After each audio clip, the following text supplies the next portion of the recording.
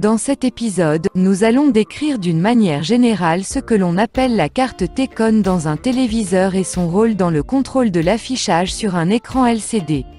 T-Con n'est ni une insulte ni un gros mot. Ce terme est l'acronyme d'un mot anglais. Le T signifie timing qui veut dire le temps. Et le mot con, c'est l'abréviation de contrôle.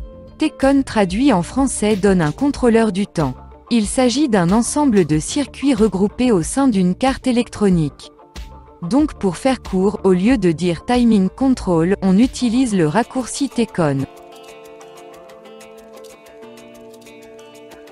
La carte T-Con est utilisée comme interface entre la carte mère du téléviseur et l'écran. Ce dernier est en général de type LCD qui est une abréviation anglaise de Liquid Crystal Display. En français on l'appelle un afficheur à cristaux liquides. L'écran est parfois appelé panel ou dalle. L'apparition de chaque pixel de l'image sur l'écran est contrôlée par la carte T-Con. Ainsi, elle détermine à quel pixel de l'écran doit être envoyé tel point de l'image à diffuser, et à quel moment. Dans un téléviseur, on peut rencontrer trois types de cartes T-Con. Une première catégorie avec une carte séparée de l'écran. Elle est reliée à la dalle via une autre carte.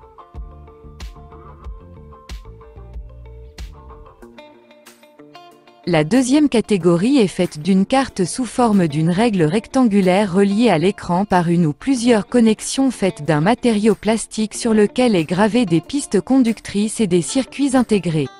Cette partie est connue sous le nom de COF. C'est l'acronyme anglais de Chip on Film, qui veut dire puce électronique gravée sur film.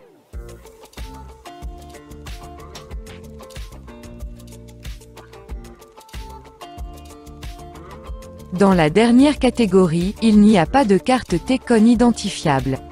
Tous les circuits du T-Con sont intégrés dans une autre carte. Comme dans cet exemple de carte, dite 3 en 1. Sur une seule carte, on trouve l'alimentation principale, la carte mère et la carte T-Con. Contrairement à la carte d'alimentation ou la carte mère, lorsqu'une télévision comporte une carte T-Con séparée, elle est habituellement non visible directement. La carte est en général sous un panneau métallique.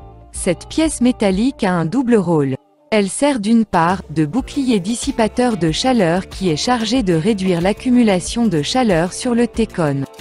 D'autre part, elle joue le rôle de barrière pour empêcher les bruits à haute fréquence de sortir du T-Con et d'empêcher la pénétration de rayonnement de sources extérieures. Autre particularité à connaître, c'est la présence sous le bouclier d'un matériau qui est attaché à certains composants électroniques de la carte. Il s'agit d'un coussinet ou pad thermique dont le rôle est de transférer la chaleur d'un composant de la carte vers le bouclier.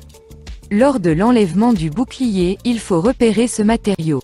Il est important lors de la remise en place du bouclier de le faire coïncider sur le bon composant pour assurer la dissipation de la chaleur vers le bouclier. À noter que lors d'un changement de carte et si cette dernière est livrée sans le pad thermique, on peut les récupérer de l'ancienne carte pour les mettre sur la nouvelle. Il est important aussi lors de la remise en place du bouclier de mettre les vis au bon emplacement pour que la masse de la carte T-Con soit reliée à la masse du châssis du téléviseur. Ici on voit sur ce bloc diagramme simplifié d'un téléviseur LCD à tube néon, la position de la carte T-Con par rapport aux divers composants du téléviseur.